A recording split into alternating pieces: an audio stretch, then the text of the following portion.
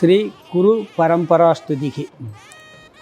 ओम यो ब्रह्माणं विददाति पूर्वं यो वै वेदांच बृहणोति तस्मै दम्भदेवमात्मबुद्धिप्रकाशं मुमुक्षुर्वै शरणमहं प्रपद्ये। ओम नमो ब्रह्मादिभ्यो ब्रह्मविद्या संप्रदायकर्तृभ्यो वंशऋषिभ्यो महत्यो नमो गुरुभ्यः। सर्वोपप्लवरहितः प्रज्ञानगणः प्रत्यकर्तो ब्रह्मैवाहमस्मि। ओम ब्रह्मानन्दं परमसुखदं केवलं ज्ञानमूर्तिं त्वन्त्वातीतं गगनशत्रुषं तत्त्वमस्यादिलक्ष्यम् एकं नित्यं विमलमजलं सर्वदी साक्षिभूतं भावातीतं त्रिगुणरहितं सद्गुरुं तं नमामि। श्रुतिस्मृतिपुराणानाम् आलयं करुणालयं नमामि भगवत्पादं शङ्करं लोकशङ्करं शङ्करं शङ्कराचार्यं केशवं पादरायणं सूत्रभाष्यकृतौ वन्दे भगवन्तौ पुनः पुनः। सदाशिवसमारम्भां शङ्कराचार्यमध्यमाम् अस्मदाचार्यपर्यन्तां वन्दे गुरुपरम्परां। श्रीदक्षिणामूर्तिसुदेशिकेन्द्रं द्वैपायनं सूत्रकृतं मुनीन्द्रं श्रीशङ्करं भाष्यकृतं यतीन्द्रं मत्तेशिकञ्चामि नमामि विद्यै। गुरुर्ब्रह्मा गुरुर्विष्णु गुरुर्देवो महेश्वरः गुरुसाक्षात् परं ब्रह्म तस्मै श्रीगुरवे नमः। त्वमेव माता च पिता त्वमेव त्वमेव बन्धुश्च सखा त्वमेव त्वमेव विद्या द्रविणं त्वमेव त्वमेव सर्वं मम देवदेव। श्रीमद्भगवद्गीता ध्यान श्लोकங்கள்।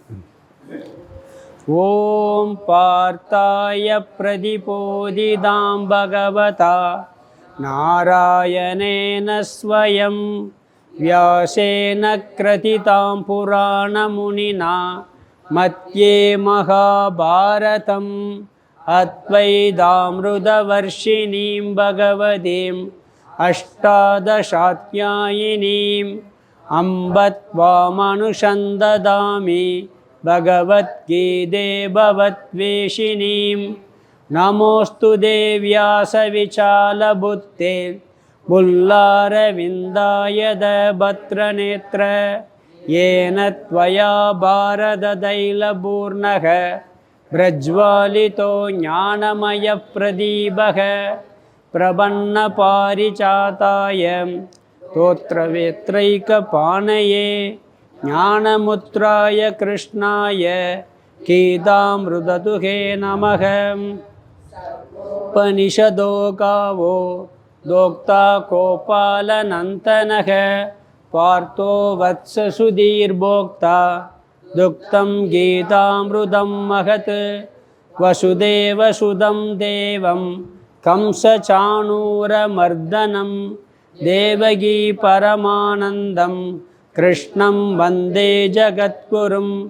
भीष्मद्रोणतटा जयद्रथजला गान्धारनीलोत्पला शल्यग्राहवती कृपेण वहनी कर्णेन वेलाकुला। अश्वत्थामविकर्णघोरमहरा दुर्योधनावर्धिनी शोत्तीर्णा खलु पाण्डवैरननति कैवर्तक केशवः। पाराशर्यवचः सरोजममलं गीतार्थकन्दोत्कटं नानाज्ञानककेशरं हरिकथा सम्बोधनाबोधितं। लोके सज्जन षट्पदैरहरहः पेबीयमानं मुदा भूयात् पारदपङ्कजं कलिमल भ्रत्वंसिन श्रेयसे। मूकं करोति वाचालं पंगुं लंघयते गिरिं यत्कृपातमहं वन्दे பரமானந்தமாதவம் யம் பிரம்மா வருணேந்திர ருத்ரமருதக ஸ்துன்வந்தி திவ்யைஸ்தவைகை வேதைஷாங்கபதக்ரமோபனிஷதை காயந்தி யம் சாமகாः தியானாவஸ்திததத்கதேன மனசா பஷ்யந்தி யம் யோகினோ யஸ்யாந்தம் ந விதுசுராசுரகணா தேவாய தஸ்மை நமக தேவாய தஸ்மை நமக. ரெண்டாவது ஸ்லோகம் படிக்கலாம். ரெண்டாவது அத்தியாயத்தில் ரெண்டாவது ஸ்லோகம். ஸ்ரீ பகவான் உவாச்ச குதஸ்த்வா கஷ்மலமிதம் விஷமே சமுபஸ்திதம் அநார்யசுஷ்டமஸ்வர்க்யம் அகீர்த்திகரமர்ஜுன.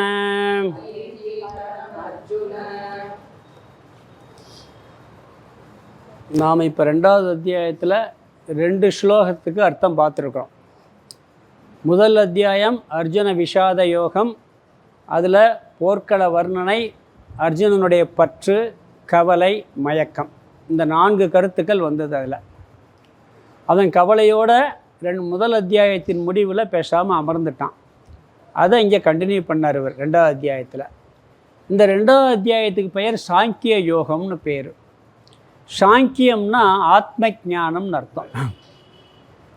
முக்கியமாக ஆத்ம ஞானத்தை பேசக்கூடிய தலைப்பு. எல்லா கருத்துக்களும் வருது இதில். முக்கியமாக தன்னை பற்றிய உண்மையை அறிவினால் புகட்டும் தலைப்பு, தன்னை பற்றிய அறிவை புகட்டும் தலைப்பு. இந்த அத்தியாயமும் 18வது அத்தியாயமும் கீதையினுடைய சாரத்தை சொல்லக்கூடிய அத்தியாயம். சுருக்கமாக நான் என்ன சொல்ல போகிறேங்கிறத 2வது அத்தியாயத்தில் சொல்லிடுவார் முகவுரையாக. 18வது அத்தியாயத்தில் என்ன சொன்னேன்னு சொல்லி முடிப்பார். இது எப்பயும் ஒரு நூலினுடைய அமைப்பு. இதுக்கு உபக்கிரம பாகம்னு பேர். இங்கே 4 விஷயங்கள் வருது இந்த அத்தியாயத்தில். அர்ஜுனனுடைய சரணாகதி, அதாவது அர்ஜுனன் சிஷ்யனாக மாறுதல்.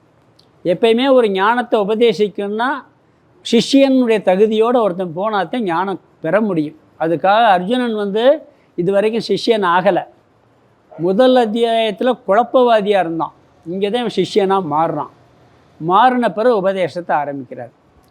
முதல் உபதேசமே ஞான யோகம்.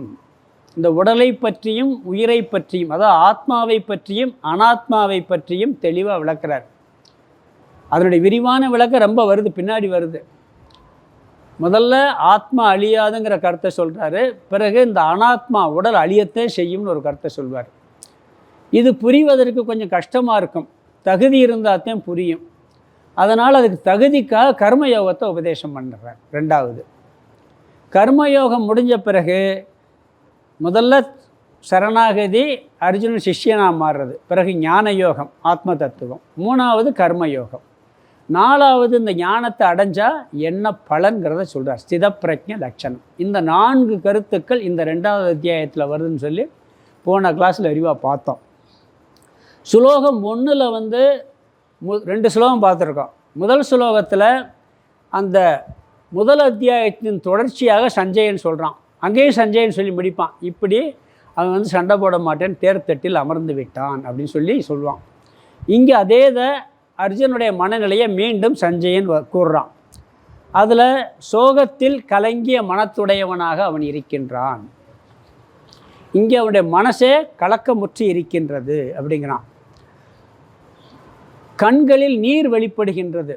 எப்பயுமே அங்கே சும்மா உட்காந்துருக்கான். இங்கே கண்களில் நீர் நிறைந்து பார்வை குறைந்து அர்ஜுனன் இருக்கின்றான்.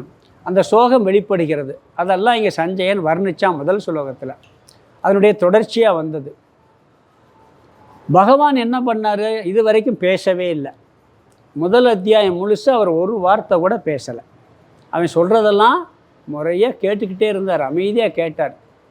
2வது ஸ்லோகத்திலேருந்து பேசுகிறார். குருவாக இருந்து பேசலை. ஏன்னா சிஷ்யன் என்ன மாறலை.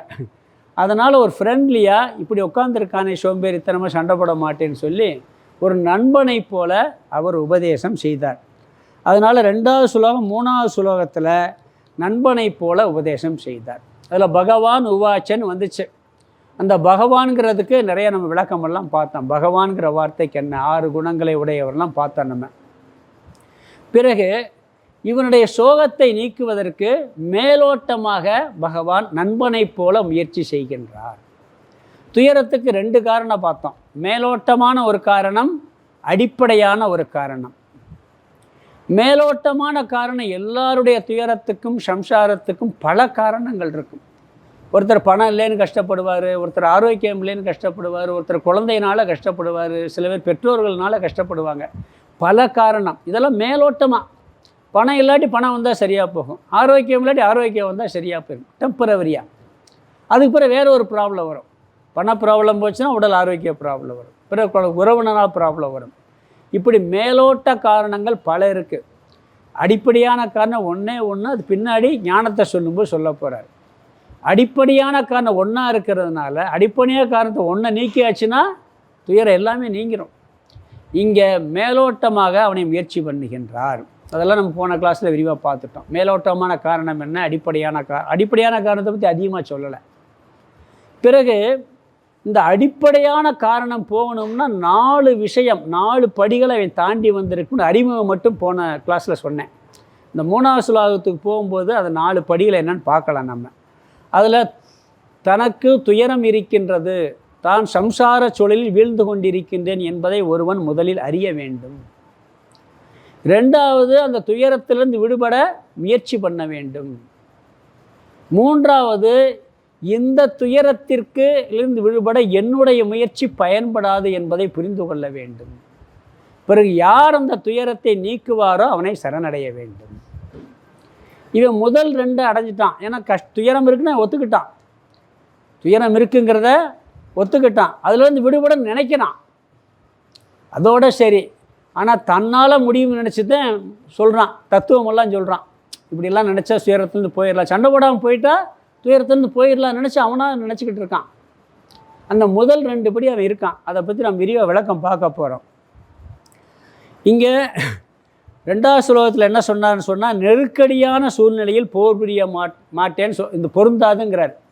நீ இந்த நெருக்கடியான சூழலில் வந்துக்கிட்டு சண்டை போட மாட்டேன்னு சொன்னால் பொருந்தாதுன்னு நண்பனை போல் உபதேசம் பண்ணுறார். ஏன்னா அவன் சண்டை போட மாட்டேன்னு இருக்கான், மேலோட்டமான காரணம். அதுக்காக என்ன பண்ணுறாரு, நண்பனை போல் உபதேசம் பண்ணுறார். பிறகு இதனால் வரக்கூடிய கேடு என்னன்னு சொல்கிறார் அந்த 2வது ஸ்லோகத்தில். பெரியோர்களுக்கு இது உயர்ந்த செயல் அல்ல. இவன் ஒரு அரசனாக இருக்கக்கூடியவன், ஒரு சத்திரிய வம்சத்தில் தர்மத்தை காக்கக்கூடியவன் இப்படி இருக்கிறது உகந்த செயல் அல்ல. உன்னை எல்லாரும் தூற்றுவார்கள்னு சொல்கிறார். உனக்கு இகழ்ச்சி உண்டாகும். அது மட்டும் இல்லை, போர் செஞ்சு வெற்றியோ தோல்வியோ சொர்க்கம் கிடைக்கும், தோல்வி அடைஞ்சால் சொர்க்கம் கிடைக்கும் தர்மத்திற்காக போர் புரியும் போது. ஆனால் நீ இப்படி போர் புரிய மாட்டேன்னா உனக்கு சொர்க்கமும் கிடைக்காது, இகழ்ச்சியும் உண்டாகும், நீ செய்கிற செயல் உயர்ந்தோருக்கான செயல் அல்லன்னு சொல்லி இந்த 2வது ஸ்லோகத்தில் மேலோட்டமாக ஒரு உபதேசம் சொன்னார். இனி 3வது ஸ்லோகத்திலையும் இவரை சொல்ல போகிறார். அப்போ இந்த 4 படி என்னன்னு பார்த்துட்டு அதுலேயும் இவன் 2 படியத்தை நிற்கிறான். இங்கேயும் மேலோட்டமான உபதேசம். 4வது ஸ்லோகத்திலேருந்து அவன் மிச்ச 2 படியை கடப்பான், கடந்து சிஷ்யனாக மாறுவான். அதுக்கு பிறகு பகவான் முறையான உபதேசத்தை தொடங்குவார். இப்போ மேலோட்டமான ஒரு அறிவுரை தான் அவர் சொல்கிறார், நண்பனை போல இருந்து சொல்கிறார் அவர். 3வது ஸ்லோகத்தில் என்ன சொல்கிறாருங்கிறத பார்க்கலாம். 3வது ஸ்லோகம் படிக்கலாம். க்ளைப்யம் மாஸ்மக்கமஃப் பார்த்தம் நைதத் வையுபபத்யதே சூத்ரம் ஹிருதய தௌர்பல்யம் த்யக்த்வோதிஷ்ட பரந்தப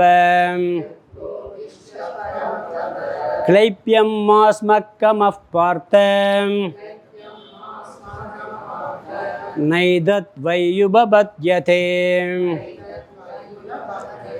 சூத்ரம் ஹிருதய தௌர்பல்யம் த்யக்த்வோதிஷ்ட பரந்தப.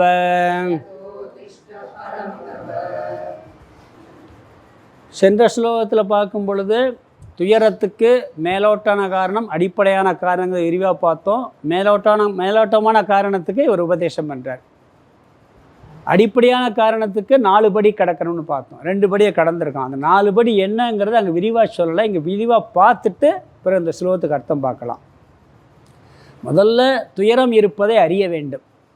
2வது துயரத்திலிருந்து விடுபட வேண்டும் என்ற எண்ணம் வேண்டும்.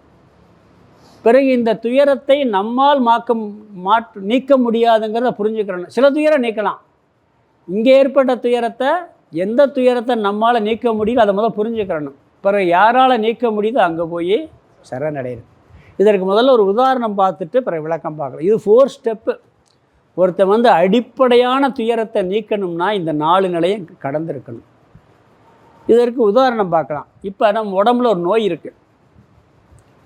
அந்த நோயை நீக்கிறதுக்கு 4 படி கடக்கணும். முதல் படி என்னன்னா, நமக்கு நோய் இருக்குங்கிறது தெரியணும். நிறைய பேருக்கு தனக்கு நோய் இருக்குன்னே தெரியாது. கேன்சர்லாம் தெரியாது. நிறைய பேருக்கு தெரிகிறதே இல்லை.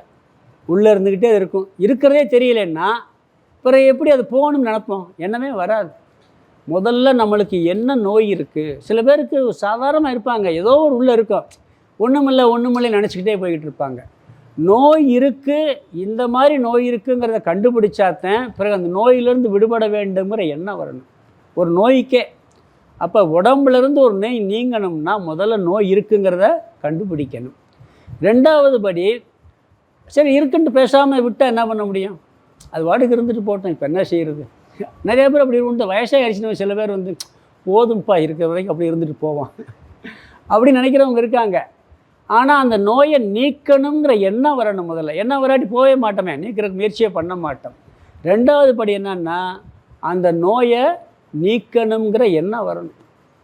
3வது படி நம்ம என்ன பண்ணுவோம்னு சொன்னால், முதல்ல நமக்கு தெரிந்த முயற்சியெல்லாம் பண்ணுவோம். ஒரு நோயை நீக்கிறது, தலைவலி வந்தால் என்ன பண்ணுவோம்? டாக்டர்கிட்ட உடனே போவோமா? ஏதாவது ஒரு தலைவலி மாத்திரை போடுவோம், இல்லாட்டி ஒரு மண்டையடி தைலத்தை தடவுவோம். இப்படி ஏதாவது முதல்ல முயற்சி பண்ணி பார்ப்போம்.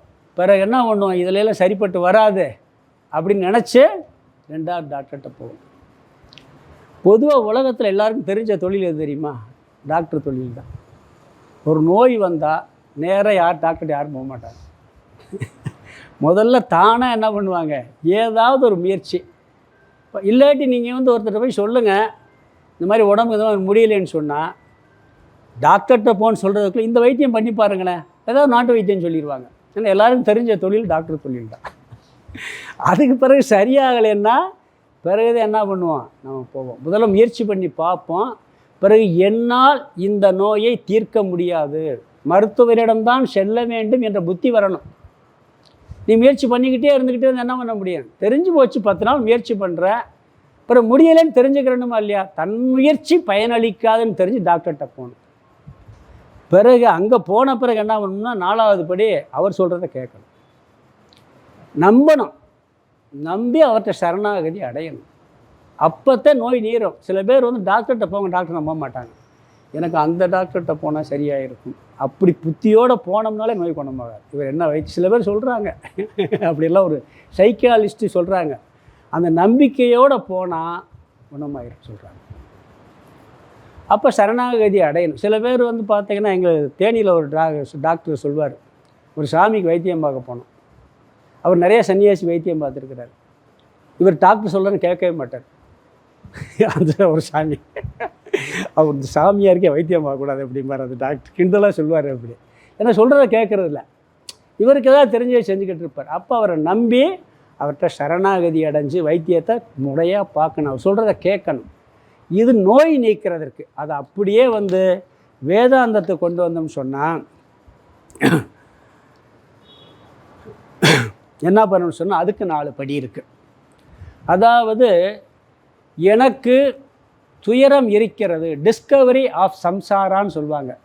நான் சம்சார சூழலில் உழன்று கொண்டிருக்கின்றேன் என்பதை முதலில் கண்டுபிடிக்க வேண்டும். நிறைய பேர் தெரிகிறதில்ல. எல்லா மனிதருமே துயரத்தில் தான் இருக்காங்க, ஆனால் ஆனந்தமாக இருக்கிறத தப்பாக நினச்சிக்கிட்டு இருக்காங்க. துயரம் இருக்கிறத கண்டுபிடிக்கிறதே இல்லை. சம்சார சுழலில் உழல்றோம் கண்டுபிடிக்கிறதே இல்லை. முதல்ல அதை கண்டுபிடிக்கணும். வெளியே துயரம் இருக்காது, ஆனால் துயரத்திற்கான காரணத்தில் ஈடுபட்டுக்கிட்டு இருப்பாங்க. ஒருத்தர் போதை வஸ்து சாப்பிட்றாரு, அது துயரமான செயலா இன்பமான செயலா? மேலோட்டமாக இன்பமாக தெரியுது. அது துயரத்தில் தான் இருக்கங்கிறது அவர் புரிகிறதே இல்லை. முதல்ல நாம் துயரத்தில் இருக்கங்கிறத கண்டுபிடிக்கணும். பிறகு 2வது படி, எனக்கு இந்த துயரத்திலிருந்து விடுபட வேண்டும் என்ற எண்ணம் வேண்டும். 3வது, அந்த துயரம் எனக்கு சாதாரண துயரம் கிடையாது, இந்த அடிப்படையான நீக்க முடியாத ஒரு துயரம் என் மனதில் இருக்கிறது, இதை என்னால் நீக்க முடியாது என்பதை புரிந்து கொள்ள வேண்டும். 4வது, நீக்குபவரை போய் சரணடைய வேண்டும். இப்போ முதல் படியை கொஞ்சம் விளக்கமாக பார்க்கலாம். அதாவது துயரத்தில் இருக்கின்றேன் என்பதை கண்டுபிடித்தல், டிஸ்கவரி ஆஃப் சம்சாரான்னு சொல்லுவாங்க. டிஸ்கவரின்னா இருக்கிறத கண்டுபிடிக்கிறது. இன்னொன்று சொல்லுவாங்க இன்வென்ஷன், அது இல்லாததை கண்டுபிடிக்கிறது. இப்போ புவியீர்ப்பு விஷயம் இருக்குது பூமியில், அது இல்லாததை கண்டுபிடிச்சதா? இருக்கிறத கண்டுபிடிச்சது தான். இப்போ ஃப்ளைட் கண்டுபிடிக்கிறாங்கன்னு வச்சுக்கோ, ராக்கெட் ஃப்ளைட், அது இல்லாதது கண்டுபிடிச்சிருக்கோம், புதுசாக கண்டுபிடிச்சிருக்கோம். அது மாதிரி இங்கே டிஸ்கவரி ஆஃப் சேனல்னு போட்டிருப்பாங்க, புதுசாக கண்டுபிடிக்கிறாங்க. ஏதோ அங்கே காட்டில் இருக்கிறது, கடலில் புதுசாக இருக்கிறத கண்டுபிடிச்சி சொல்லுவான். அது மாதிரி அனைத்து மனிதர்களுக்கும் துயரம் இருக்கிறது, ஆனால் நான் துயரத்தில் தான் உழண்டு கொண்டிருக்கின்றேன் அப்படிங்கிறது தெரிகிறதில்ல. எல்லாத்துக்கும் மரணம் வரத்தானே போகுது. மரணம் துயரமாக சந்தோஷமான விஷயமா? யாராவது அதை பற்றி நினச்சாவது பார்த்துருக்கோமா? நினச்சி கூட பார்த்ததில்லை. புத்தர் நினச்சி பார்த்தார், வரப்போகுது. அப்போ இந்த முதல்ல இதை கண்டுபிடிக்கணும். நம்ம வாழ்க்கையில் நிறைய அனுபவிக்கிறோம், ஆனால் அனுபவமும் அறிவு சேர்ந்து இருக்கிறது இல்லை. ஒருத்தருக்கு 75 வயசு அனுபவம் இருக்கலாம், ஆனால் 25 வயசு அறிவு கூட இல்லாமல் இருக்கலாம். அனுபவம் நிறையா இருக்கும், அனுபவத்தை அறிவு இல்லை. சில பேர் 25 வயசு இருக்கும், அறிவு நிறையா இருக்கும். இந்த இப்போ கூட பார்க்குறோம், பிரக்ஞானந்தான்னு ஒரு செக் சாம்பியன், புத்தியில் வேலை செய்கிறது. சின்ன பையனுக்கு அவ்வளோ புத்தி இருக்குது, அறிவு வந்திருக்கு. சில பேர் 80 வயசில் இந்த மாதிரி ஆன்மீக விஷயங்கள் ஈடுபட மாட்டாங்க, டிவி சீரியல் பார்த்துட்டு வீட்டில் உட்காந்துருப்பார். கொஞ்சம் வயசில் கிளாஸ்க்கு வருவாங்க. இப்போ அனுபவத்தையும் அறிவையும் சேர்த்து சொல்ல முடியாது. அப்போ அவங்களுக்கு என்னென்னா தெரிகிறதில்ல, எதில் உண்மையான விஷயம் இருக்குதுன்னு தெரிகிறதில்ல, நம்ம துயரத்தில் இருக்கிறோம் தெரிகிறதில்ல. எத்தனையோ விஷயங்களை அனுபவித்தாலும் கூட நாம் என்ன பண்ணிக்கிட்டு இருக்கோம், அதில் துயரம் இருக்கிறது தெரியாமல் அனுபவித்து கொண்டிருக்கின்றோம். இந்த அனுபவத்தில் உலகத்தில் நிறைய அதிசயங்களை பார்க்குறோம், அதில் இது ஒரு அதிசயம். நம்ம துயரத்தில் இருக்கிறோன்னே தெரியாமல் இருக்கிறது ஒரு பெரிய அதிசயம் தான். 7 அதிசயம்லாம் சொல்கிறாங்க. ஒரு பெரியவர் சொன்னார், என்னப்பா அதிசயம் உலகத்தில், ஒரு பலூனில் காற்று அடைச்சி டப்புன்னு ஒரு ஊசியில் குத்துனா டபக்குன்னு போயிடுது, உடஞ்சி காற்று பூரா வெளியே போகுது. இத்தனை தடவை உள்ளே போயிட்டு வந்துக்கிட்டே இருக்குது காற்று, இதை விட பெருசு என்ன வேணும் உடம்புக்குள்ளே அப்படிங்கிறார். நம்ம உடம்புக்குள்ளே டாக்டர்களுக்கெலாம் தெரியும், அந்த நரம்பு ரத்த குழாய் எவ்வளோ நீளம் இருக்குது, எவ்வளோ ஸ்பீடில் ரத்தம் போடலாம் பார்த்தா ஆச்சரியமாக இருக்குது சொல்கிறதெல்லாம் பார்த்தா. இதை விட அதிசயம், உயிர் போச்சுன்னா ஒரு நிமிஷம் எல்லாம் நின்று போகுது, டோட்டலாக நின்று போகுது. ஒரு உறுப்பை கூட நம்மளை செயல்படுத்த வைக்க முடியலை. அது எப்படி செயல்படுறது ஆச்சரியமாக தான் இருக்குது. இதெல்லாம் நம்மளுக்கு தெரிகிறதே கிடையாது. அப்படி துயரத்தில் இருக்கிறோம் என்பதே தெரியாமல் இருப்பது ஒரு அதிசயங்கிறார் அவர். பார்த்துக்கிட்டே இருக்கான். கீதையில் சொல்வார், எவன் பார்க்கின்றானோ அவன் பார்க்கின்றான்னு சொல்வார். இப்போ நம்ம பார்த்துக்கிட்டே பார்க்காம இருக்கிறோம் அப்படிங்கிறார். இதெல்லாம் முதல் படி. அதாவது சம்சாரத்தில் இருக்கிறேன், துயரத்தில் இருக்கிறேன் என்பதனுடைய பொருள் என்னன்னா, நான் நிறைவற்றவனாக இருக்கிறேன், நான் முழு திருப்தியற்றவனாக இருக்கிறேன் என்பதை கண்டுபிடிக்கணும். இதுதான் உண்மையான சம்சாரத்தை கண்டுபிடிக்கணும். அதை யாராவது பார்க்குறாங்களா? எல்லாருக்கும் முழு திருப்தி கிடையாது, ஆனால் சந்தோஷமாக இருக்குன்னு நினச்சிக்கிட்டு இருப்போம். நல்லா ஆராய்ச்சி பண்ணி கேளுங்க, முழுசாக திருப்தியாக இருக்கியான்னா இல்லைன்னு சொல்லிடுவாங்க. சொல்லுவாங்களா இல்லையா? பட்டினத்தார் கண்ணிருந்தும் குருடாய் இருந்து விட்டேன்னு பாடினார். கண்ணு இருந்து என்ன பிரயோஜனம், எத்தனை நாளாக குருடனாக இருந்து விட்டேனார். அவர் மன்னனுக்கு மேலே செல்வம் வச்சுருந்தார், மன்னனுக்கே கடன் கொடுக்குறவராக இருந்தார். ஆனால் அவர் கண் எப்போ திறந்துச்சு? காதற்ற ஊசியும் கடைவழி வாரான்னு ஒரு வார்த்தை கண்ணை திறந்து விட்டுருச்சு. அப்போத்தான் கண்டுபிடிச்சார், நான் இந்த மாதிரி இதுவரைக்கும் வாழ்ந்த வாழ்க்கை சம்சாரத்தில் இருந்திருக்கின்றேன், துயரத்தில் இருந்திருக்கின்றேங்கிற அந்த ஒரு வார்த்தை அவர் கண்ணை திறந்துருச்சு. அப்படி எத்தனை பேர் கண்ணை திறந்துருக்கு? புத்தர் என்ன பண்ணாங்க, ஜோசியக்காரர் சொல்லிட்டார் இவர் சாமியாராக போயிடுவான்ட்டு. உடனே திருமணத்தை முடித்து வச்சு அவருக்கு எவ்வளவு சுகபோகங்களை கொடுக்க முடியுமோ அவ்வளவு சுகபோகங்களை மன்னர் கொடுத்தார். அவங்க வீட்டில் கொடுத்தாங்க, அரண்மனையில் எல்லாம் கொடுத்து என்னாச்சே, அவருக்கு சம்சாரம், நான் துயரத்தில் இருக்கின்றேன், அவருக்கு துயரம் இருந்திருக்கு. எது காட்டுச்சு? ஒரு மரணம், ஒரு வயோதிகம், ஒரு நோய், மூணையும் பார்க்குறாரு. பார்த்த உடனே அவர் கண்ணு திறந்துச்சு. அதுக்கு முன்னாடி அவருக்கு அந்த துயரத்தில் இருக்கிறோம் என்பதே தெரியவில்லை. அவருக்கு சுகத்தில் இருக்கார். ஆனால் அது துயரம்ங்கிறத எப்போ கண்டுபிடிச்சார்னா அந்த 3 நிகழ்ச்சிக்கு பிறகு கண்டுபிடிச்சார். அப்படி கண்டுபிடிக்கிறது முதல் படி. வால்மீகி, அருணகிரிநாதர், துளசிதாசர்லாம் பார்த்தீங்கன்னா ஏதாவது ஒரு டேர்னிங் பாயிண்ட் இருக்கும், திருப்பு முனை. அன்னைக்கு என்ன பண்ணியிருப்பாங்க, ஐயோ வாழ்க்கையை வீணடிச்சிட்டேனே அப்படின்னு சொல்லி அவங்க தான் பார்க்குறாங்க. நிறைய சன்னியாசிகள்கிட்ட கேட்குற கேள்வி என்ன தெரியுங்களா, உங்களுக்கு எப்படி வாழ்க்கையில் டேர்னிங் பாயிண்ட் எப்போ வந்துச்சும்பாங்க. உங்களுக்கு டேர்னிங் பாயிண்ட் எப்போ வந்துச்சு? நம்மளுக்கு டேர்னிங் பாயிண்ட் வரும், அதை நம்ம டேர்ன் பண்ணி விட்ருவோம். டேர்னிங் பாயிண்ட் வந்தால் என்ன பண்ணிடுவோம், அதை திருப்பு முனை வரும், அதை நாம் என்ன பண்ணிடுவோம், நாம் திருப்பி விட்டுருவோம். எல்லாருக்கும் வரும் அது, ஏன்னா நம்மளுக்கே தெரிகிறதில்ல அது. அதனால் பட்டினத்தாருக்கு காதற்ற ஊசியும் கடைவழி வாராங்கிறது கண்ணை திறந்துச்சு. இவருக்கு இந்த 3 விஷயங்கள் புத்தருக்கு கண்ணை திறந்துச்சு. அதுக்கு முன்னாடி அரண்மனையில் வாழும் பொழுதும் துயரத்தில் தான் இருந்தார். அவர் எல்லாருக்கும் துயரம் பொதுவாக இருக்குது. நம்ம எல்லோரும் துயரம் இல்லைன்னு நினச்சிக்கிட்டு இருக்கோம். யாரை போய் கேட்டு பாருங்கள், எவ்வளோ வெளியே சந்தோஷமாக ரொம்ப திருப்பி திருப்பி கேட்டு முழுசாக திருப்தியாக இருக்கீங்கன்னு கேட்டால் உலகத்தில் ஒரு ஆள் சொல்லுவாங்களா? ஜனாதிபதியாக இருக்கட்டும், பிரதமராக இருக்கட்டும், இன்றைக்கெல்லாம் அரசியல்வாதிகள் எவ்வளோ டென்ஷனாக இருக்குது இன்றைக்கி. எல்லாருக்கும் நிம்மதிங்கிறதே இருக்காது. அப்படி தானே இருக்கா? அந்த முழு நிறைவுங்கிறது யாருக்கும் வர்றதில்லை, தெரிகிறதில்லை. அது ஏன்னு சொன்னால், இன்னொன்று, இந்த உலகத்திலிருந்து அந்த திருப்தியை ஒரு நாளும் அடையவே முடியாது. ஏன்னா எல்லாமே நிறைவற்ற வஸ்துவாக இருக்குது. எல்லாருமே நிறைவற்றவர்களாக இருக்கும்போது நாம் எப்படி அதனால் நிறைவு அடைய முடியும்? ஒருத்தர் என்ன பண்ணாராம், 10 கவலையோடு போய் ஃப்ரெண்ட்டை போய் கவலையை சொல்லி தீர்த்தலான்னு போனாராம். அவர் போய் உட்காந்து சொல்லாருன்னு அவர் 20 கவலையை சொல்லிட்டார், அவருடைய கவலையை. திருப்பி வரும்போது என்ன பண்ணார், 30 கவலையோடு திரும்பி வந்தாராம். 10 கவலையோடு போயிட்டு 30 கவலையோடு போனாராம். 20,000 கடை இருக்குது, கையில் 10,000 வச்சுருக்காரு. ஃப்ரெண்ட்டை போய் 10,000 வாங்கலான்ட்டு போகிறார். அவர் என்ன, எனக்கு 20,000 கடை இருக்கும்போது அந்த 10,000 அவர் வாங்கிட்டார். இப்போ என்னாச்சு, 10,000 கடை 20,000 ஆகி போச்சு. இப்படி தான் உலகத்தில் நாம் திருப்தியை அடைய முடியும் என்று, இந்த கவலையை நீக்க முடியும் எங்கே போனாலும் என்ன ஆகுதுன்னு சொன்னால் அது நம்மளுக்கு சேர்த்து தான் கொடுக்குது. அதனால் இந்த கவலைங்கிறது முதல்ல இருக்குது, இதை நம்மளால் இந்த உலகப் பொருளால் முடியாதுங்கிறதையும் புரிஞ்சுக்கிறணும். ஒருத்தர் 5,000 கடன் கேட்டார் ஒருத்தர்கிட்ட, உடனே கொடுத்துட்டார். எவ்வளோ, எப்போ தருவேன்னு கேட்டார். 1 மாதம் கழிச்சு தருவேன்னாராம். பக்கத்தில் ஃப்ரெண்டு ஒருத்தர் இருந்திருக்காரு, இதுக்கு என்ன சொல்லி கேட்பான், அவனுக்கு கொடுத்த, அவன் திருப்பி தரமாட்டான் அப்படின்னாரான். திருப்பி தந்தால் நல்லது, அவன் திருப்பி தராட்டி ரொம்ப நல்லதுன்னாரான். ஏன்னா திருப்பி கேட்க மாட்டான்ல அப்படின்னு. மாதிரி கடனை அடைக்க போய் கடனை வாங்கிட்டு வர்ற கேஷ் தான் நிறையா இருக்குங்க நம்மகிட்ட. அது மாதிரி உலகத்தில் இந்த துயரம் என்பது நமக்கு எல்லாருக்கும் இருக்கின்றது. அது இந்த உலகத்தினால் நீக்க முடியாதுங்கிறதையும் புரிஞ்சுக்கிறணும். இந்த உலகத்தில் நீங்கள் எதெல்லாம் வேண்டான்னு சொன்னீங்கன்னா வரும், வேணும்னீங்கன்னா விலகி போகும். இது பொதுவாக இயல்பாகவே இருந்துக்கிட்டு இருக்கு. ஒருத்தர் எல்லாத்தையும் விட்டு வந்தார், சன்னியாசியாக வந்தார். அவருக்கு ஒரு 10 ஏக்கர் நிலம் கொடுத்தாங்க. கொடுத்தோன்னு என்ன பண்ணார், அதை என்ன சொல்லி யோசனை பண்ண ஆரம்பித்தார். பிறகு ஒரு ஆசிரமம் ஆரம்பித்தார். வேறு வேணுமா, பிறகு எல்லா பிரச்சனையும் வந்துடுது. இப்படி வேணான்னு சொல்லி போகும்போது இன்னொன்று வருது. பிறகு அதை வச்சுக்கிட்டு என்ன பண்ணுறான், நாம் திருப்பி துயரத்தை விலைக்கு வாங்கிக்கிட்டே இருக்கோம். இப்படி துயரம் எல்லா மனிதர்களுக்கும் வந்து கொண்டே இருக்கின்றது. சில பேர் என்ன சொல்லுவாங்கன்னா, கிராமத்தில் பார்க்கலாம், அவர் பெரிய சம்சாரிம்பாங்க.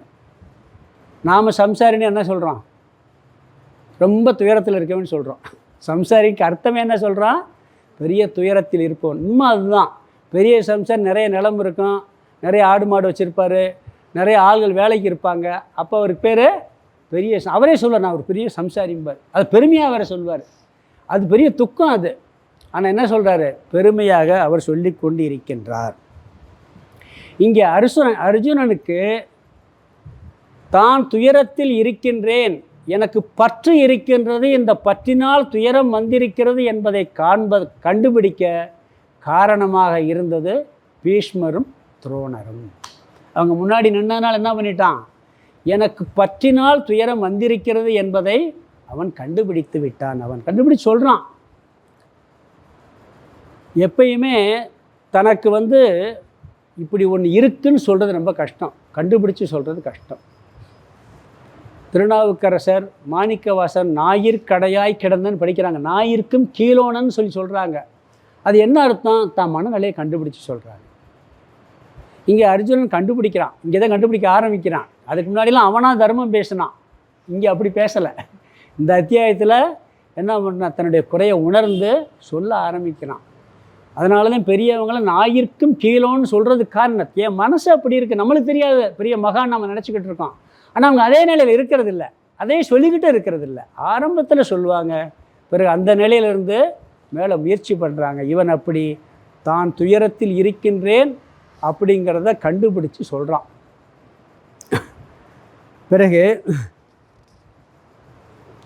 இதில் முதல் படியாக புரிஞ்சுக்கிட்டான். பிறகு அடுத்து ரெண்டாவது படி என்னென்னா, துயரம் நீங்க வேண்டும் என்ற தீவிரமான இச்சம் வேண்டும். சொல்கிறார் வள்ளுவர், வேண்டுங்கால் வேண்டும் பிறவாமைங்கிறார். நீ விரும்புகிறதா இருந்தால் பிறவாமையை விரும்புங்கிறார். அதன் பொருள் என்ன? அதே முழுமையான துயரத்தை நீக்கும். அந்த முழுமையான துயரத்தை நீக்க வேண்டியது எனக்கு வேண்டும், நீக்க வேண்டுங்கிற விருப்பம் வேணும் நம்மளுக்கு. சில பேருக்கு நான் சம்சாரியாக இருக்கிறேன்னு தெரிஞ்சாலும் கூட விடுபடுறதுக்கு என்ன வராது, அதுலேருந்து விலகிறதுக்கு அதுலேயும் இருக்கணும்னு நினைப்பாங்க. நிறைய பிரச்சனைகள் இருந்தால் தான் அவங்க நிம்மதியாக இருக்க முடியும். பிரச்சனை இல்லைன்னு வச்சுங்க, நிம்மதியாக இருக்கவே முடியாது. சில பேருக்கு அப்படித்தான் இருக்கும். அதை சொல்லுவாங்க, ஒரு குழந்தை ரொம்ப சேட்டை பண்ணிக்கிட்டு இருந்து ஓவர் சேட்டை தாங்கவே முடியலை. விவேகானந்தரை கூட அம்மா சொன்னாங்க, நீ சிவகணங்களை நீ ஒன்று அனுப்பிச்சி விட்டு என்னை பாடா படுத்துறேன்னு விவேகானந்தருடைய அம்மாவே கடவுள்கிட்ட சொல்லுவாங்க, புலம்புவாங்க. அவ்வளோ சேட்டை பண்ணுவாரான் விவேகானந்தர். அது மாதிரி சில பேர் ஒரு குழந்தை பண்ணியிருக்கு, சாமியார்கிட்ட போய் கேட்குறாங்க, சரி இவன் சேட்டை பண்ணால் அமைதி ஆக்கிடுறேன் அப்படின்னு சொன்ன உடனே அவன் அமைதியாக உட்காந்துருவான். ஒன்றுமே இவங்களால தாங்க முடியாது. சாமி பையனுக்கு என்னமோ ஆகிப்போச்சு, இத்திரி பழைய மாதிரி ஆகும். ஏன்னா சத்தம் போட்டுக்கிட்டு இருந்தாலும் இவங்களுக்கு சந்தோஷமாக இருக்கும், சேட்டை பண்ணாதே சந்தோஷமாக இருக்கும். அப்படி நிறைய பேர் சொல்லுவாங்க. ஆனால் ஆளே இல்லாமல் அமைதியாக உட்கார முடியவே முடியாது. பிரச்சனையில் இருக்கிறதே விரும்புகிறாங்க. அதுலேருந்து விடுபடணுங்கிற எண்ணம் வர வேண்டும். இரண்டாவது, இதுக்கெல்லாம் கொஞ்சம் புண்ணியம் பண்ணியிருந்தால் தான் வருங்கிறார். பொதுவாக துன்பம் வரக்கூடாதுங்கிற எண்ணம் எல்லாருக்கும் இருக்குது. ஆனால் துன்பம் என்னன்னு சரியாக புரியாததுனால அதை வரக்கூடாது நினைக்கிறது இல்லை. சாதாரண துன்பம் வரக்கூடாது நினைக்கிறாங்க. உண்மையான துன்பம் என்னன்னு புரியாததுனால அது வரக்கூடாது நினைக்கிறது இல்லை. உண்மையான துன்பம் சம்சாரம் என்ன தெரியுமா? அதிருப்தி. வாழ்க்கையில் திருப்தியின்மை இருக்கின்றது, இதுதான் உண்மையான துயரம். எனக்கு திருப்தி வர வேண்டும் யாராவது நினைக்கிறோமா? இதனால் ஒரு கஷ்டம் வந்துருக்கு, இந்த கஷ்டம் போகணும், அது போனால் துயரம் போயிடும். ஆனால் எனக்கு என்ன பண்ணாலும் முழு திருப்தி அடைய மாட்டேங்கிறேன், அதிருப்தியாகவே இருக்கேன் அப்படிங்கிற எண்ணம் தான் உண்மையான சம்சாரம், உண்மையான துயரம். அதை கண்டுபிடிச்சா என்ன பண்ணுவோம்? திருப்தி அடைய வேண்டும் என்ற எண்ணம் வரும். பிறகு துவேஷம், வெறுப்பு வருது எல்லாத்தையும். அது ஒரு துயரம், அது ஒரு சம்சாரம். பொறாமை ஒரு துயரம், குரோதம் ஒரு துயரம், பழிவாங்கிற எண்ணம் ஒரு துயரம். இதுதான் உண்மையான சம்சாரம். இதிலிருந்து விடுபட்டால் முழுமையாக விடுபட முடியும். இதிலேருந்து விடும்னு யாராவது நினைக்கிறோமா? பொறாமை இருக்கிறதே தெரிகிறதில்ல, பொறாமை எவ்வளோ துக்கத்தை கொடுக்கணும்னு தெரிகிறதில்ல. அது தெரிஞ்சால் தானே பொறாமை நீங்கணுங்கிற என்ன வரும். சரி, தெரிஞ்சாலும் பொறாமை எனக்கு போகணும்னு யார் நினைக்கிறா? யாராவது நினச்சிருக்காங்களா? அது ரெண்டாவது ஸ்டெப்பு. போகணும்னு நினைக்கணும்ல. பழி வாங்குகிற புத்தி இருக்குது. சினிமா படத்தில் பார்த்தீங்கன்னா பழி வாங்குகிற புத்தி இருக்கிறத ஹீரோவாக இருப்பார். சொல்லுவார் சின்ன வயசுலே, நான் பழி வாங்கியே தீருவேன். அதெல்லாம் ரசிப்போம். அதை நீக்கணும்னு நினைக்கிறோமா? இல்லை. அது ஒரு துயரங்கிறது தெரிகிறது இல்லை, அது ஒரு துக்கம் நினைக்கிறத பெருமையாக வேற சொல்கிறது. நான் பழிக்கு பழி வாங்காமல் விட மாட்டேன், எனக்கு கோவம் வந்துச்சுன்னா மனுஷனாகவே இருக்க மாட்டேன் சொல்கிறோமா இல்லைங்களா? இதெல்லாம் துயரத்தினுடைய வெளிப்பாடு அப்படிங்கிறார். இப்படிப்பட்ட குணங்கள்லாம் இருந்தால் இந்த ஆன்மீக வாழ்க்கையில் ஃபஸ்ட்டு வெட்கப்படணும். பிறகு அதை நீக்க வேண்டும் என்ற எண்ணம் முயற்சி பண்ண வேண்டும். அப்படி இருந்தால் அது பலகீனத்திலிருந்து நம்மளை விடுபட செய்யும். இந்த சோகத்தை யோகமாக மாற்ற வேண்டும் என்ற எண்ணம் வேண்டும், அதுதான் ஆசை. இது ரெண்டாவது படி. பிறகு மூணாவது படி எடுத்துட்டிங்கன்னா, இதுவரையில் மற்ற துயரத்தெல்லாம் நீக்கிறதுக்கு வெளியே பொருள் கிடைச்சது, இதுக்கு எதாவது கிடைக்குமா? நம்ம சொல்லுவோம் மன அழுக்க, வெளி அழுக்க நீக்கிறதுக்கு சோப்பு பவுடர் எல்லாம் இருக்குது. மன அழுக்க நீக்கிறதுக்கு பக்தி பூஜை ஜபந்தே இருக்குது. அது மாதிரி மற்ற வெளித்துயரங்களை நீக்குவதற்கு நிறைய விஷயங்கள் இருக்குது. அப்போ நீங்களும் திருப்பி அடுத்த துயரம் வந்துடும். இந்த மாதிரி பொறாமை, பழிவாங்கும் எண்ணம், அதிருப்தி, இப்படிப்பட்ட பற்றினால் வரக்கூடிய துயரங்கள், இதுதான் பெர்மனண்ட்டாக இருக்கக்கூடிய துயரம். இதை நீக்கியாச்சுன்னா வெளித்துயரம்லாம் துயரமாகவே தெரியாது. அப்போ இதை நம்மளால் நீக்க முடியாது. எப்படி சட்டையில் அழுக்குப்பட்டால் சோப்பு போட்டு போய்க்கலாம், மனசில் அழுக்குப்பட்டால் சோப்பு நீங்காதுன்னு தெரியுதோ, சோப்புனால் மனசு அழுக்க நீக்க முடியுமா? அது மாதிரி இப்படிப்பட்ட துயரங்களை நீக்குவதற்கு வெளியே முடியாது, நம்மால் முடியாது அப்படிங்கிற எண்ணம் வர்றது 3வது படி. 4வது படி, அது யாரால் நீக்க முடியுமோ அவரை சென்று அவனிடம் சரணடைந்து அவர் சொல்வதை கேட்டு துயரத்தை நீக்க வேண்டும். இது 4வது படி. முதல் 2 படியில் கடந்து 3வது படிக்கு இப்போ வந்துக்கிட்டு இருக்கான் அர்ஜுனன். 3வது படிக்கு வந்துக்கிட்டு அப்புறம் 4வது படிக்கும் அடுத்து போக போகிறான். 3 நாளுக்கு அடுத்து போக போகிறான். 3வது ஸ்லோகத்தில் என்ன சொல்கிறான்னு சொன்னால், இந்த 2 படியை கடந்துட்டான். கடந்துட்டு 3வது படி புத்தி பயன்படாத உணர ஆரம்பிச்சிருக்கான். அவன் அதில் விடுபடணுங்கிற எண்ணமும் வந்துருச்சு. தன்னுடைய புத்தி பயன்படாதுங்கிற எண்ணம் வர ஆரம்பிச்சிருக்கு. அதனால் என்ன பண்ணுறார் இவர் பகவான் இன்னும் 2 படியை கடந்த பிறகு உபதேசத்தை ஆரம்பிக்கலாம்னு சொல்லி திருப்பி சொல்கிறத கேட்குறாரு. முதல்ல ஒரு அத்தியாயம் ஃபுல்லாக கேட்டார், 2 ஸ்லோகம் தான் சொன்னான். பிறகு என்ன பண்ணிட்டார், 2 ஸ்லோகம் இவர் சொன்னார், திருப்பி அவன் ஆரம்பிச்சிட்டான். அப்போ தகுதி வர்றதுக்காக வெயிட் பண்ணுறதுக்கு தகுதி வர ஆரம்பிச்சுக்கிட்டு இருக்கு. அது 4, 5, 6, 7, 8 கரெக்டாக ஃபுல் தகுதி வந்துடும். வந்தவுடனே அடுத்து என்ன பண்ணுவார், உபதேசத்தை முறையை ஆரம்பிப்பார். அவனுக்கு தகுதி எப்படி வர்றதுங்கிறதே ஒரு ஸ்டெப் பை ஸ்டெப்பு. இது நம்மளுக்கு வரணும். ஒரு சிஷ்யனுடைய மனநிலை எப்படி இருக்கணும் அப்படிங்கிறத இதில் பார்க்க போகிறோம். நம்ம இங்கே என்ன சொல்கிறாருன்னு சொன்னால், அப்படி இந்த 2 படியும் கடக்காமல் ஒருவேளை பகவான் உபதேசம் பண்ணார்னு இருந்தார், ஆத்ம தத்துவத்தை உபதேசம் பண்ண கேட்டிருக்கவே மாட்டான். யாருக்குமே கேட்காம உபதேசம் பண்ணக்கூடாது. ஒரு முறையாக கேட்காம உபதேசமே பண்ணக்கூடாது. உபதேசம்னா அதை வாங்கிக்கிற சக்தி யாருக்குமே இருக்காது. சில பேர் என்ன சொல்லுவாங்கன்னா, என்னுடைய கஷ்டத்தை நீக்க, துயரத்தை நீக்க வழி சொல்லுங்கன்னு கேட்பாங்க. ஆனால் அதுக்கு உண்டான தகுதி இருந்தால்தான் சொல்லணும். இல்லாட்டி அவங்களால நீங்கள் அவங்க கஷ்டப்படுறத பார்த்துட்டு அதுக்குண்டான மனநிலை வாங்குகிற மனநிலைன்னு வச்சுக்க உபதேசம் பண்ணால் அவங்க கேட்கவே மாட்டாங்க. கீதை படிக்கிறதுல முதல் பாடம் என்ன தெரியுமா, யாருக்கு உபதேசம் பண்ணாதேன்னு, கேட்காம சொல்லாதேங்கிறத கீதையினுடைய உபதேசமே. ஏன்னா முதல் அத்தியாயத்தில் சொல்லிக்கிட்டே இருக்க, பதிலே பேசலையே. இதெல்லாம் சொல்ல போகிறார். எப்போ உபதேசத்தை கேட்குறானோ அப்போத்தான் சொல்லுவார். அப்படி சொன்னால் புரியாது. அதான் இதிலேருந்து முதல்ல கற்றுக்கிறோம். இந்த இப்போ போகிற ஸ்லோகங்கள் என்னென்னா, இவன் கடைசியில் எனக்கு உபதேசியங்கள்னு சொல்லுவான், அப்போத்தான் ஆரம்பிப்பார். அது வரையும் கேட்டுக்கிட்டு இருப்பார். இவனை ஸ்டெப் பை ஸ்டெப்பாக வருவான். பிறகு இன்னொரு இதில் கருத்து என்னன்னு சொன்னீங்கன்னா, எப்பயுமே கவலைப்பட்டிருக்கவனை பார்த்துட்டு கவலைப்படாதுன்னு சொல்லக்கூடாது. ரொம்ப கவலையாக இருக்கவனை பார்த்துட்டு சொன்னோம்னா அவனுக்கு இன்னும் கொஞ்சம் கவலையாக வருமா. இவர் கூட என்ன சொல்கிறாருன்னு சொன்னால், எப்படி சொல்லுவார் தெரியுங்களா, உனக்கு எங்கிருந்து இந்த கவலை வந்ததுன்னு கேட்பார். கவலைப்படாதுன்னு எப்படிப்பா உனக்கு இவ்வளோ கவலை வந்துச்சு, அப்படி உனக்கு எப்படி இப்படி கஷ்டம் வந்துச்சுன்னு கேட்கலாம். புரியுது? அப்போ உனக்கு ஒரு ஆறுதலாக இருக்கும். அப்படி தான் இங்கே கூட பகவான் கேட்குறார். இன்னொரு விஷயம் இருக்குது. இந்த உபதேசம் பண்ணுறது கீழே இருக்கவங்களுக்கு மேலே இருக்கவங்க உபதேசம் பண்ணலாம். கீழே இருக்கவங்க மேலே இருக்கவங்க உபதேசம் பண்ண கேட்கவே மாட்டாங்க. ஒரு முதலாளிக்கு தொழிலாளி உபதேசம் பண்ணாருன்னு வச்சுங்களேன், கேட்கவே மாட்டாங்க. முதலாளி தொழிலாளிக்கு உபதேசம் பண்ணலாம். கிளர்க்குக்கு உபதேசம் பண்ணலாம். கிளர்க்கு போய் கலெக்டருக்கு யோசனை சொன்னால் கேட்பாரா? கோவம் தான் வரும். ஈகோ ஏற்றுக்கிறாரு. அதுவும் பண்ணக்கூடாது இந்த உபதேசத்தில். இங்கே இவன் சத்திரியன் தான், கிருஷ்ணர் சொன்னால் கேட்கலாம். ஆனால் இவன் என்ன பண்ணுறான், இவனுடைய மனநிலையை சொல்லிக்கிட்டு இருக்கான். கிருஷ்ணர் தான் உபதேசம் பண்ண போகிறார். சிஷ்யனாக ஆன பிறகு அவர் கடவுளாக இருந்தால் கூட இவன் சிஷ்யனாக மாறாமல் உபதேசம் பண்ணால் கேட்க மாட்டான்னு சொல்லி பொறுமையாக கேட்டுக்கிட்டே இருக்கார். இல்லாட்டி யூகம் வந்துடும். பிறகு இங்கே என்ன சொல்கிறாருன்னா, இந்த ஸ்லோகத்தில் அட்வைஸ் பண்ணுறார். கிளைப்பியம் மாஸ்கமஃப் பார்த்த, கொஞ்சம் கடுமையாக திட்டுறார். ஃப்ரெண்ட்லியா நீ அழியின் தன்மையை அடையாதேங்கிறார். எவ்வளோ பெரிய வார்த்தை சொல்லி, இது ஃப்ரெண்டைத்தான் சொல்ல முடியும். பேடியை போல் இருக்காதேங்கிறார். திட்டி ரோஷத்தை உண்டாக்கி பார்ப்போம், அப்போயாவது வர்றானான்னு பார்ப்போம் அப்படிங்கிறார். சில பேர் சண்டை போடும்போது பெரிய வீரனாக இருப்பான். சோர்வு வந்துச்சுட்டு என்ன சொன்ன, ஏய் நீ என்ன கோழையாடா, நீயே கேட்பாங்க. ஃப்ரெண்ட்ஸு கேட்பான், நீ என்ன கோழையா, அடிச்சிருக்கக்கூடாது அப்படிமா.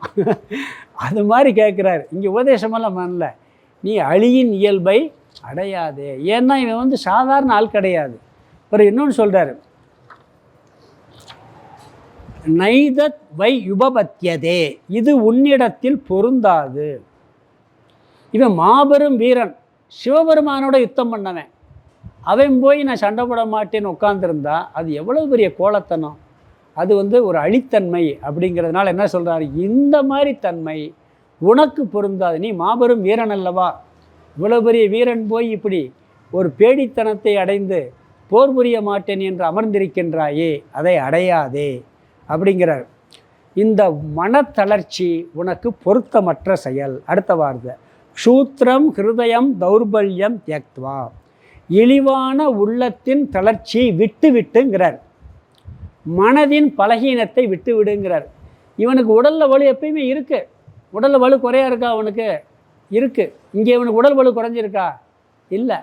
ஆனால் உள்ளம் வலு இல்லைன்னா உடல்லையும் வலு போயிடும்.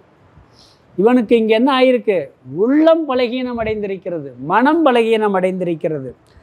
அதனால் என்ன சொல்கிறாருன்னு சொன்னால், நீ மனத்தளர்ச்சியை விட்டு விட்டு எழுந்து விடு சொல்லுவாங்க. இப்போ மனசை தளர விட்டுறாதப்பா, ரொம்ப ஒருத்தங்க சோகம் பார்த்து மனசை முதல்ல தளர விடாத அப்படி சொல்லுவாங்கள்ல. அதே அடிப்படையில் இங்கே என்ன பண்ணுறாரு, மனசை நீ தளர விடாத, இந்த மனதின் தளர்ச்சியை விட்டு எழுந்து விடுங்கிறார். உடல் வலிமையை காட்டிலும் மன வலிமை ரொம்ப ஜாஸ்தி. விஸ்வாமித்திரருக்கும் வசிஷ்டருக்கும் பெரிய போட்டி வந்தது பார்த்தோம்ல. அவர் அந்த காமதேனு பசுவை வச்சுட்டு உட்காந்துருப்பார். இவர் படையை பூரா அனுப்புவார் அரசனாக இருக்கு. விஸ்வாமித்திரர் முதல்ல சத்திரியனாக இருந்தார், கௌதமன் நினைக்கிறேன் அவர் பேர். எல்லா படையும் அனுப்புவார், எல்லாம் ஒன்று கூட அங்கே வேலைக்கு ஆகாது. அப்போ சொல்லுவார், எப்படி அவர் மன வலிமைக்கு முன்னாடி உன்னுடைய உடல் வலிமை இந்த படை வலிமையெல்லாம் தோற்று போயிருந்தாங்க. அதுக்கு பிறகு தான் மன வலிமையை பெறுவதற்கு தவம் பண்ண போகிறார் விஸ்வாமித்திரர் ஆகிறார் அங்கே. அப்போ உடல் வலுவை காட்டிலும் மன வலிமை மிக உயர்ந்தது. அந்த மன வலிமையை நீ இழந்து நிற்கின்றாய், அதிலிருந்து விடுபட்டு வர வேண்டும் உபதேசம் என்றார். பிறகு உத்திஷ்ட பரந்தப அப்படிங்கிறார். எதிரிகளை வாட்டுபவனே எழுந்திரு. எதுக்கு எழுந்திருக்க சொல்கிறாருன்னா, காட்டுக்கு போகிறதுக்கு போர் செய்ய மாட்டேன்னா, அப்போ எழுந்திரி அப்படின்னு சொன்னால் திருப்பி காட்டுக்கு போர் செய்யாமல் போயின்னு சொல்கிறதுல அந்த வார்த்தை பரந்தபன்னா எதிரிகளை வாட்டுபவனே, சண்டை போடுறதுக்கு எழுந்து வா அப்படின்னு சொல்கிறார்.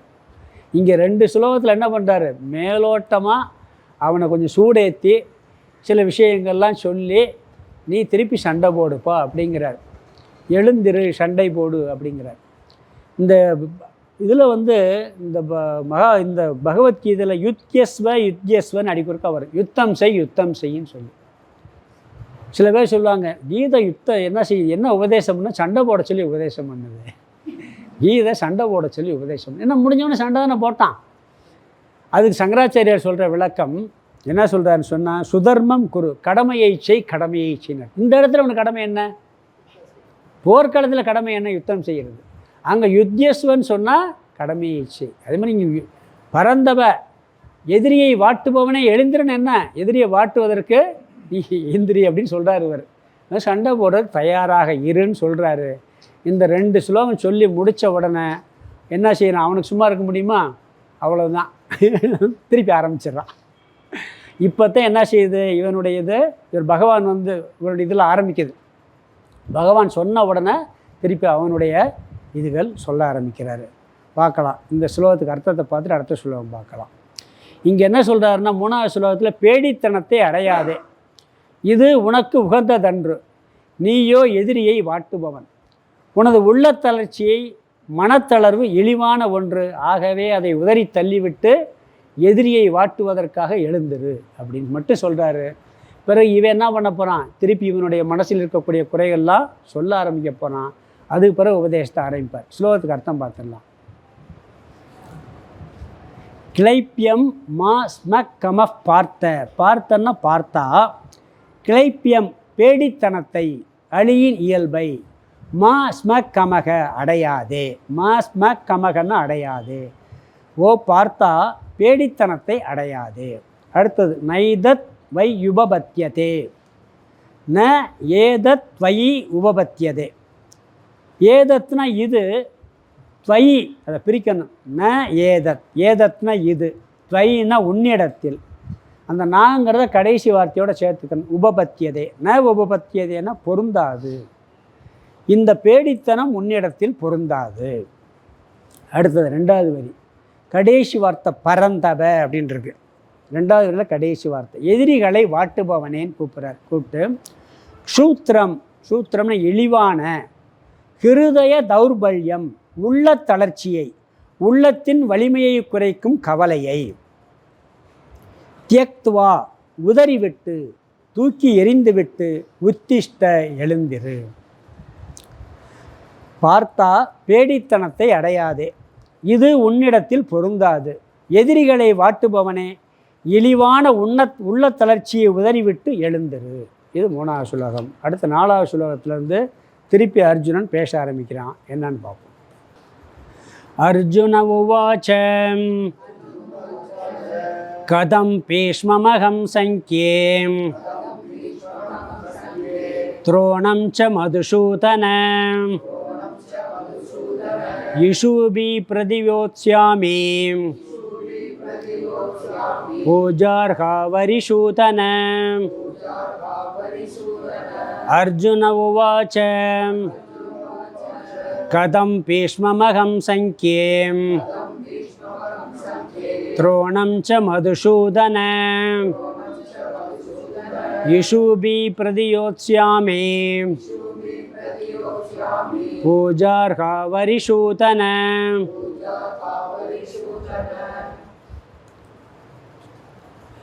இங்கு அர்ஜுனன் தனது உண்மை நிலையை உணர்ந்து கூறுகின்றான்.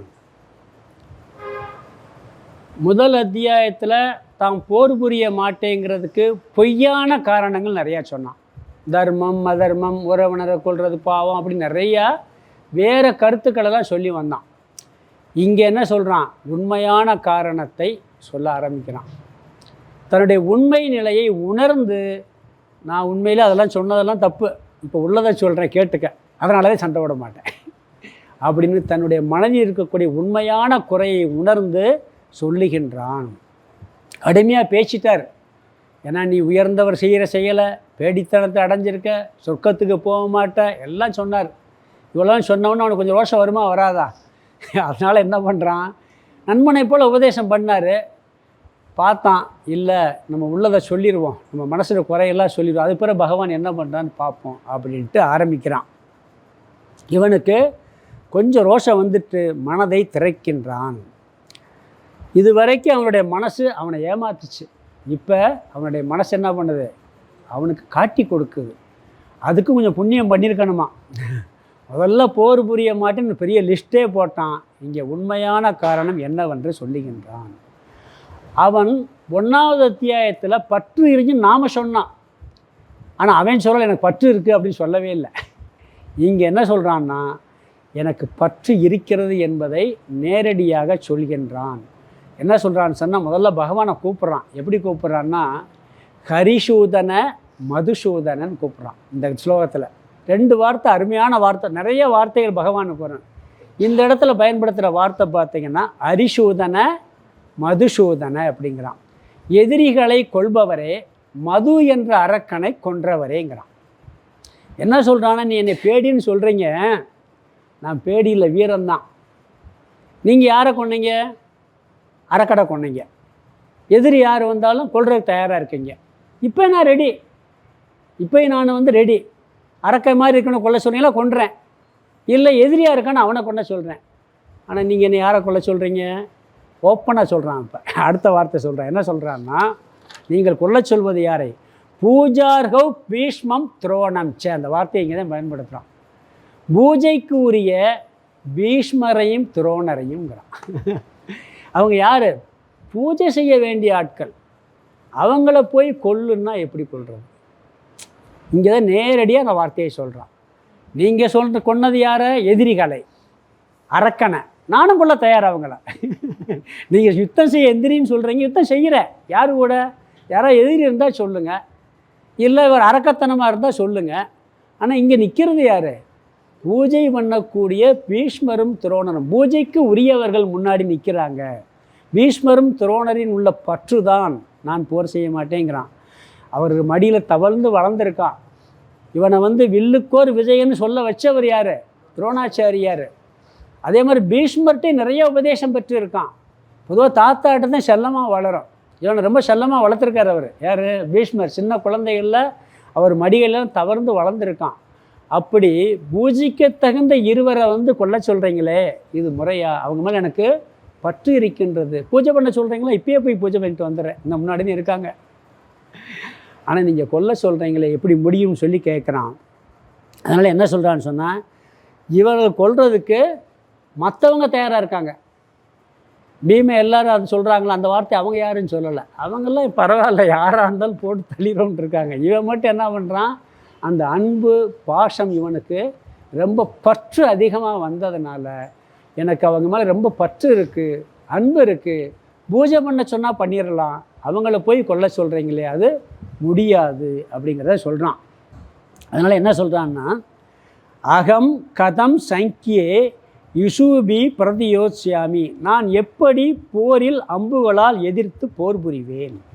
இந்த போரில் பூஜை பண்ணுறவங்களை போய் அம்பெடுத்து எய்யின்னு சொன்னால் எப்படி சண்டை போட முடியும் அப்படி சொல்லி கேட்குறான். வார்த்தைகளால் கூட எதிர்க்க முடியாது, அம்புகளால் எதிர்ப்பது எப்படி முடியும் அப்படிங்கிறான். பொதுவாக வாழ்க்கையில் நம்மளுக்கு எது சரி எது தவறுங்கிறத சரியாக புரிஞ்சுக்கிட்டால் கஷ்டம் வராது. சரியாக புரியாததுனால தான் எல்லா கஷ்டமே வருது. பிறகு புரியும் சில பேருக்கு, புரிஞ்சிட்டாலும் நான் செயலுக்கு கொண்டு வர முடியாது, அதனால் கஷ்டம் வரும். இப்படி ரெண்டு விதத்தில் கஷ்டம் வருங்கிற. இவனுக்கு தெளிவாக தெரியுது யுத்தம் தர்ம யுத்தம்னு சொல்லி, அவங்க அதர்மத்து பக்கம் வந்திருக்காங்கன்னு தெரியுது, போர் பெரிய சரின்னு தெரியுது, ஆனால் அதை செயல்படுத்த இவனால் முடியலை. அதனால் இவனுக்கு என்ன வருது, பற்று வந்ததுனால தர்மம்னு தெரிஞ்சாலும் கூட அவங்க நிற்கும்போது இது எனக்கு என்னால் அந்த செயலை செய்ய முடியவில்லை என்கின்றான். இங்கே என்ன சொல்கிறான், இந்த துயரத்திற்கு காரணம் தன்னிடம் உள்ள பற்று என்பதை கூறிவிட்டான். துயரத்தை கண்டுபிடிச்சிட்டான், அதை விடுபட நினச்சிட்டான். இந்த பற்றை என்னால் நீக்க முடியாதுங்கிறத உணர ஆரம்பிச்சிருக்கான். எனக்கு பற்று இருக்குது, இதை எப்படி நான் விட்டு போக முடியும், எனக்கு அதை நீக்கிறதுக்கு சக்தி இல்லை, அவங்களால அது பற்றை என்னால் விட முடியலைங்கிறது என்னோட அர்த்தமே. அதை உணர்ந்து இதை என்னால் நீக்க முடியாதுன்னு உணர்ந்து சொல்ல ஆரம்பிக்கிறேன். அடுத்த ஸ்லோகத்தில் இன்னும் கொஞ்சம் அதிகமாக சொல்லுவான். இந்த ஸ்லோகம் எளிமையான ஸ்லோகம், அர்த்தம் பார்த்துடலாம். அர்ஜுன உவாச்ச, அர்ஜுனன் கூறினான். பிறகு முதல்ல அர்ஜுனன் கூறினான், ரெண்டாவது விரலில் கடைசி வார்த்தையும் முதல் விரலில் கடைசி வார்த்தையும் எடுத்துக்கிறேன்னு. ரெண்டாவது விரலில் கடைசி வார்த்தை அரிசூதன, பூஜார் ஹாவ் அரிசூதன, பூஜார் ஹாவ் அரிசூதனன் இருக்காது, அரிசூதன கடைசியில். அதே மாதிரி முதல் வரியில் துரோணம்ச்ச மதுசூதன, மதுசூதனன்னா மது என்ற அரக்கனை கொன்றவரே, அரிசூதனனா எதிரிகளை அழிப்பவரே. பிறகு முதல் வரி எடுத்துங்க, கதம் பீஷ்மம் அகம், அகம்னா நான், கதம் எப்படி, பீஷ்மம் பீஷ்மரையும், அடுத்த வார்த்தை துரோணம்ச்ச துரோணரையும், பூஜார்ஹவ் அது எங்கே இருக்குன்னா ரெண்டாவது வார்த்தை பூஜார்ஹவ் பூஜிப்பதற்கு உரிய பீஷ்மரையும் துரோணரையும் சேர்த்துக்கிறணும். பூஜிப்பதற்குரிய பீஷ்மம் துரோணம் ச, இங்கே வார்த்தை பிரித்து இருக்கும், எடுத்தால் தான் நமக்கு சேர்க்க முடியும். பூஜிப்பதற்குரிய பீஷ்மரையும் துரோணரையும், கதம் எப்படி, சங்கியே, சங்கியங்கிறது எங்கே இருக்குன்னு அடுத்த வார்த்தை முதல் வரியிலே கதம் பீஷ்மமகம் சங்கியன் இருக்கு. சங்கியன்னா போரில். ரெண்டாவது வரி முதல் வார்த்தை யுஷூபிகி அம்புகளால், பிரதியோத்ஸ்யாமி எதிர்த்து போரிடுவேன். பூஜிப்பதற்குரிய பீஷ்மரையும் துரோணரையும் எப்படி அம்பிகளால் எதிர்த்து போரிடுவேன் அப்படின்னு கேட்குறான். இதனுடைய அர்த்தம் என்னென்னா, அவங்க மேலே பூஜை செய்யக்கூடியவங்க, அதை அவங்களெல்லாம் என்னால் சண்டை போட முடியாது, ஏன்னா பற்று இருக்குது, அந்த பற்று என்னால் நீக்க முடியாது அப்படிங்கிறத சொல்கிறான். ஸ்லோகம் 5 படிக்கலாம். குருநகத்வாஹி மகானுபாவான் ஸ்ரேயோ போக்தும் வைக்ஷ்யம பீஹலோகே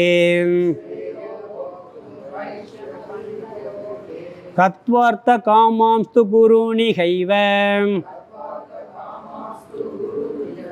புஞ்சீய போகான் ருதிர பிரதிக்தான் குருணகத்வாஹி மகானுபாவான் ஸ்ரேயோ போக்தும் வைக்ஷ்யம பீகலோகே கத்வார்த்த காமாம்ஸ்து குருணிகைவ புஞ்சீய போகான் ருதிர பிரதிக்தான்.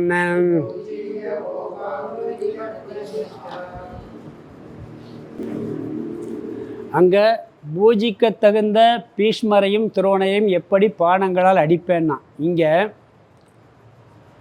மரியாதைக்குரிய குருமார்களை கொல்லாமல் வார்த்தை சொல்ல போகிறான். அவங்கள கொல்லக்கூடாது அப்படின்னு சொல்கிறான். மரியாதைக்குரிய குருமார்களைங்கிறான். பீஷ்மரையும் குரு லிஸ்ட்டில் சேர்த்துட்டான். அடுத்து இன்னொரு குருவர் இருக்கார் அங்கே. யார்? கிருபாச்சாரியார் இருக்கார். அவர் அவருடைய குருமார்கள் தான். மரியாதைக்கு உரிய. அடுத்த வார்த்தை சொல்ல போகிறான். அவர்களை கொல்லாமல் இவ்வுலகத்தில் இக லோகே பைக்ஷ்யம அபி சிரேயகி போக்தம், அதாவது இவ்வுலகத்தில் பிச்சை எடுத்த உணவை உண்பதும் சால சிறந்தது. என்ன வார்த்தை சொல்கிறான் பாருங்க. பிச்சை எடுக்க தயார்னுட்டான். இவங்களை கொன்று வெற்றி அடைஞ்சு ராஜ்யத்தை பெறுறதை விட பிச்சை எடுத்து கழிச்சிக்கிறேன். இதுதான் முதல் தகுதின்னு இங்கே வருது. ஒருவனுக்கு ரொம்ப தன்னுடைய ஈகோவை விடுறதுனுடைய முதல் தகுதி எது தெரியுமா? பிச்சை எடுக்கிறது. அதனால தான் சந்நியாசம் வாங்கினவன்னா பிச்சை எடுக்கணும்பாங்க. பிரம்மச்சாரிகளே பிச்சை எடுத்து சாப்பிட சொல்லுவாங்க. இங்கே முதல் வார்த்தை என்ன சொல்கிறான்னா, குருமார்களை கொல்லாமல் அப்படிங்கிறான். பீஷ்மர் ஏன் குருமார்கள்னு சொன்னான்னு அவர்கிட்டையும் நிறைய கற்றுக்கிட்டான். அவரும் பொதுவாக பார்த்தீங்கன்னா குழந்தைங்களே தாய் தந்தையத்தை கற்றுக்கிறத விட தாத்தா பாட்டிகிட்ட கற்றுக்கிறது ஜாஸ்தி. அதனால் பீஷ்மரும் குரு லிஸ்ட்டில் சேர்த்துட்டான். பொதுவாக அப்படி தானே, அவங்ககிட்ட தான் நிறையா கற்றுக்கிற முடியும். பொதுவாக குழந்தைகள் பேத்திகள் பேரன்கள் பாட்டிகள்கிட்டையும் தாத்தாட்டையும் நல்லா கற்றுக்கிடுவாங்க. அது மாதிரி பீஷ்மரை நிறைய கற்றுக்கிட்டான். அதனால் குருமார்கள் அவரையும் சேர்த்துட்டான். அவர்களை கொல்ல மாட்டேன் அப்படிங்கிறான். கொல்லாட்டி என்ன செய்வேன்னு சொன்னால், நான் இவ்வுலகில் ஸ்ரேயோ போக்தும் பைக்ஷ்யம பீக லோகே, இவ்வுலகத்தில் பிச்சை எடுத்த உணவை உண்பது சால சிறந்ததுன்ட்டான். இங்கே தான் அர்ஜுனுடைய மனநிலை எந்த அளவுக்கு உயர்ந்துள்ளதுன்னு பார்க்கணும். என்ன பிச்சை எடுக்கிறது உயர்ந்ததா? அது கீழான செயலே அப்படின்னு நம்மளுக்கு தோணும். பிச்சை எடுக்கிறது ரொம்ப கீழான செயல். பிச்சைக்காரன் உயர்ந்தவனா? பிச்சை எடுக்கிறவன் உயர்ந்தவனான்னு சொன்னால் ஒரு சந்தேகம் வரலாம். அவங்க என்னன்னு சொன்னால், அப்போ அவங்களாம் ஞானத்துக்கு தகுதி உடையவர்களா, நல்ல மனநிலை உள்ளவர்களான்னா ரெண்டுக்கும் எதிரெதிரான நிலை இருக்குது.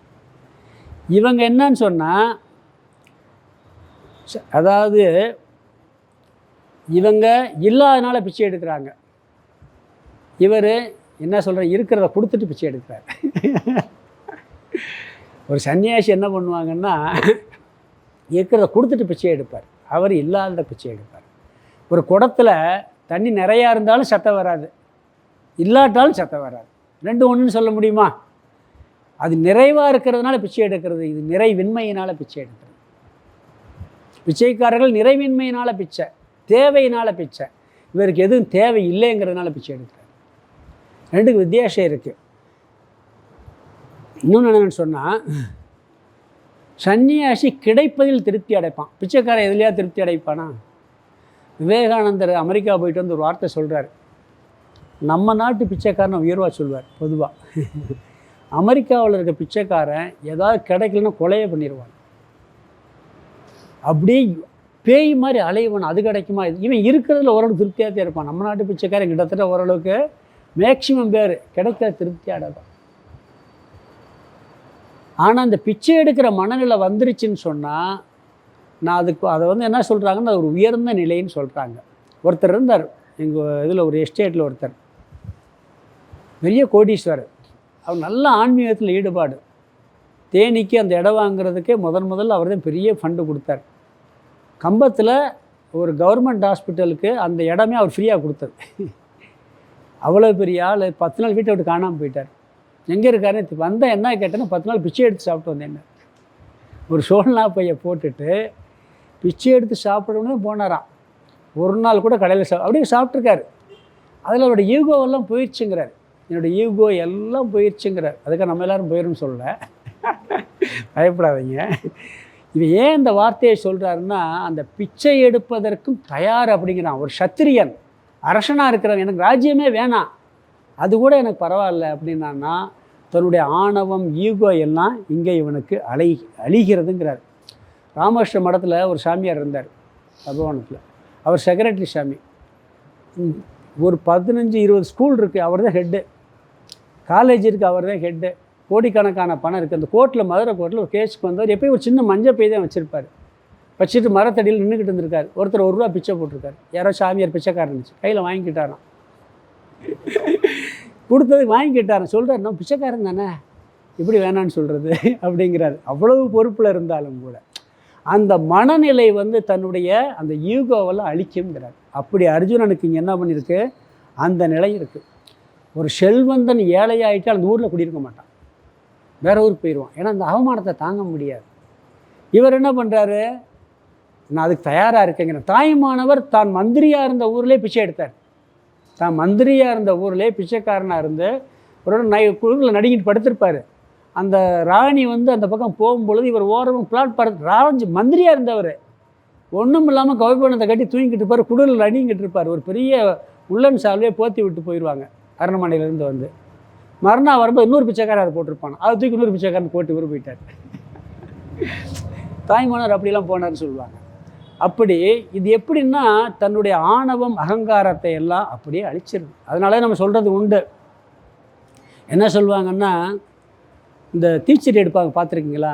தீச்சட்டி எடுக்கிறதுல மடிப்பிச்சை எடுத்து தீச்சட்டி எடுக்கிறது உண்டு, பார்த்துருக்கீங்களா? காரணம் என்னென்னா, பெரியவராக இருப்பார், பிச்சை எடுத்து தான் தீச்சட்டி எடுக்கணும் ஒரு விரதம் இருப்பாங்க. காரணம் அதனுடைய ஆணவம் போகும்.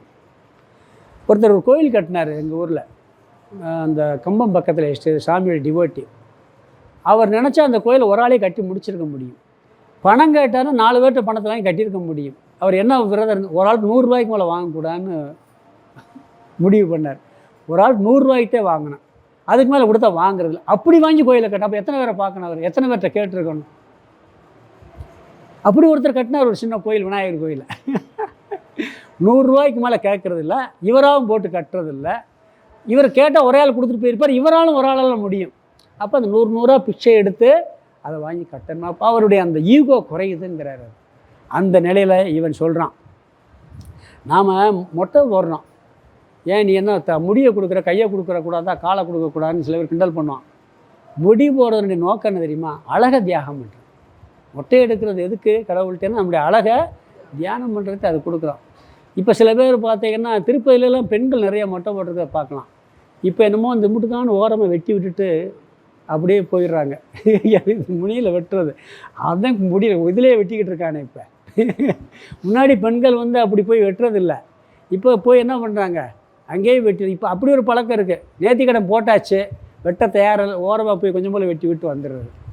அதெல்லாம் இல்லை. இதனுடைய நோக்கம் என்னன்னு சொன்னால் தியாகம். அது மாதிரி இவன் தன்னுடைய ஈகோவை தியாகம் பண்ணுறதுக்கு பிச்சை எடுத்துக்கான்.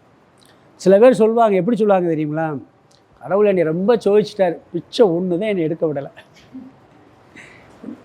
சோதனை மேலே சோதனை கொடுத்துட்டாரு, பிச்சை. அப்போ அதுதான் கடைநிலை நினைக்கிறாங்க.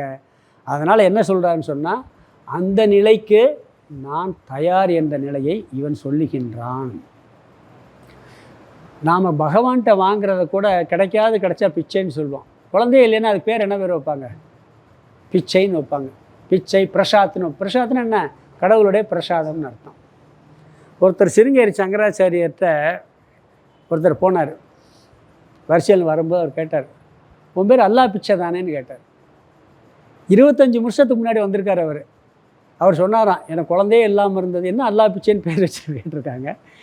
முஸ்லீம் அவர். குழந்தை இல்லாமல் இருந்தது, குழந்தை பிறந்தது, அல்லா கொடுத்த பிச்சைன்னு சொல்லி அல்லா பிச்சைன்னு பேர். 25 வருஷங்களுக்கு ஞாபகம் வச்சு கரெக்டாக சொல்கிறார். அந்த பிச்சைங்கிற வார்த்தை வந்ததுனால ஞாபகம் பண்ணி சொல்கிறார் சங்கராச்சாரியார், உன் பேர் அல்லா பிச்சைன்னு கேட்டாராம் கரெக்டாக. அப்படி இந்த பிச்சைங்கிறது, பிச்சை எடுத்தல் என்பது ஒரு கௌரவம். அது என்னன்னா உயர்ந்த மனநிலை. ஒரு ஆசிரமத்தில் அந்த காலத்தில் ஒரு பிரம்மச்சாரியாக சேர்ந்தால் முதல் வேலை பிச்சை எடுக்கிற வேலை தான். பிச்சை எடுத்துன்னு சாப்பாடு. விவேகானந்தரே ராமகிருஷ்ணர் இறந்த பிறகு போய் பிச்சை எடுத்து சாப்பிட்டாங்க. அதுவும் போகும்பொழுது நல்ல சாப்பாடு போட மாட்டாங்களாம். இந்த ஊசுனது, அழுகுனது, காஞ்ச ரொட்டியெல்லாம் போடுவாங்களாம். அதை சாப்பிட்டு ஆசிரமம் ஆரம்பித்தது. இன்றைக்கி வேர்ல்டு லெவலில் ராமகிருஷ்ண மடம் அவ்வளோ வளர்ந்துருக்கு. பேசிக் வந்து அவங்க அப்படி தான் வாழ்ந்தாங்க. அந்த வார்த்தையை இவன் சொல்கிறான். அதுக்கு அடுத்த வார்த்தைகள் என்னங்கிறத நம்ம அடுத்த வகுப்பில் பார்க்கலாம். ஓம் பூர்ணமத பூர்ணமிதம் பூர்ணாத் பூர்ணமுதச்யதே பூர்ணஸ்ய பூர்ணமாதாய பூர்ணமேவாவசிஷ்யதே. ஓம் சாந்தி சாந்தி சாந்தி. ஹரி ஓம். ஆதிகுருநாத சுவாமிக்கு ஜெய்.